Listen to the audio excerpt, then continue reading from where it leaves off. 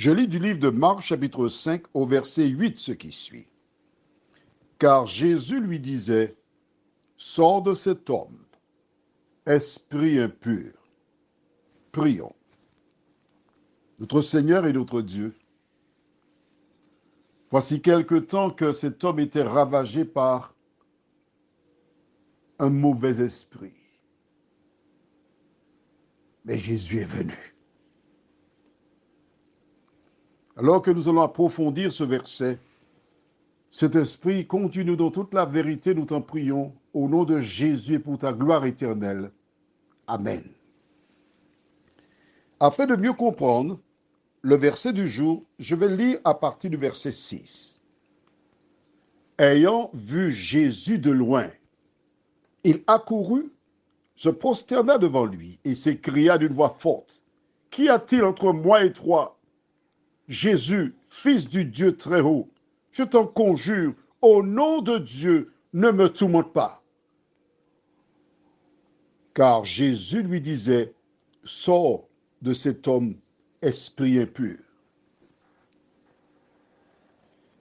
Le démon avait pris le contrôle de cet homme.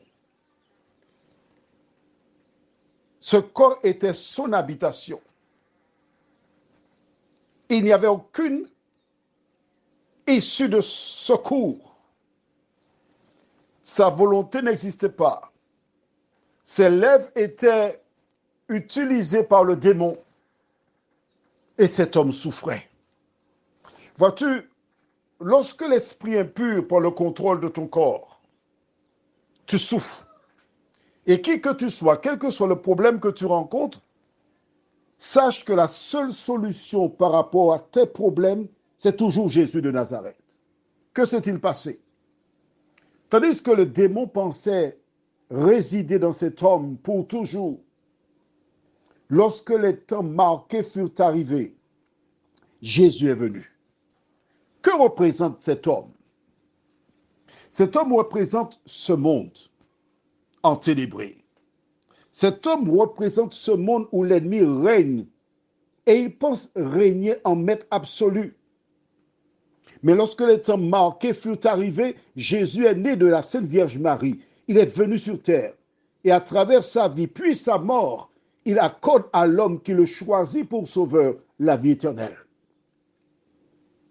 Le règne du démon était passager, momentané.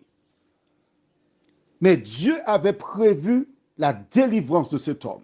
Note avec moi, le démon ne veut pas partir, non? Il lui dit, mais qu'y a-t-il entre toi et moi? Je t'en conjure au nom de Dieu, ne me tourmente pas, laisse-moi tranquille, laisse-moi dans cet homme. Mais le corps de l'homme n'a pas été fait pour être la demeure des démons. Mais Dieu a créé l'homme pour être le temple de cet esprit. Jésus est venu pour déloger l'esprit impur de cet homme, lui rendre la liberté. Et Jésus est disposé à te rendre la liberté. Tout ne dépend que de toi.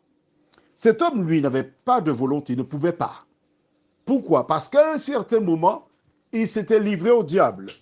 Il avait ouvert les portes et le diable était entré. Toutes les fois qu'on ouvre les portes, le diable entre. Exemple, quand tu lis certains ouvrages qui ne donnent pas gloire à Dieu, tu évites le diable à entrer.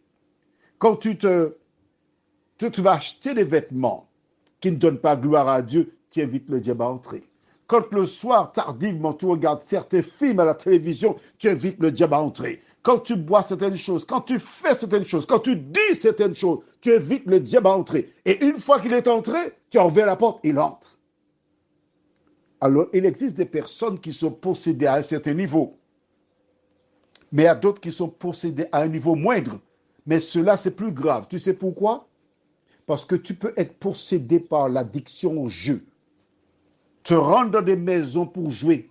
Pour jouer, pour jouer, pour jouer. Tu dépenses de l'argent. Pour toi, ce n'est pas grave. Alors que Dieu a dit, c'est à la sueur de ton front que tu vas manger. Allez, jouer juste 1 euro, ce n'est pas grave. Par ce petit euro-là, le diable te tient. Parce que tu as rejeté la parole de Dieu qui dit, c'est à la sueur de ton front que tu mangeras. pour choisir la facilité, le piège du diable. Prions. Notre Seigneur et notre Dieu, il existe beaucoup de personnes qui sont possédées par un homme qui les a laissées. Et ces femmes sont malheureuses, elles souffrent, elles pleurent, elles gémissent. Ce qui est vrai pour ces femmes l'est aussi pour des hommes qui ont cette déception amoureuse et qui pensent à cette femme et qui sont malades, qui se rendent malades, Seigneur. Mais quelle que soit la possession éternelle, tu as le pouvoir de délivrer tes enfants. Merci de continuer de répandre ta paix et ta grâce dans nos cœurs, nous t'en prions. Au nom de Jésus et pour ta gloire éternelle. Amen. Je te souhaite une bonne journée.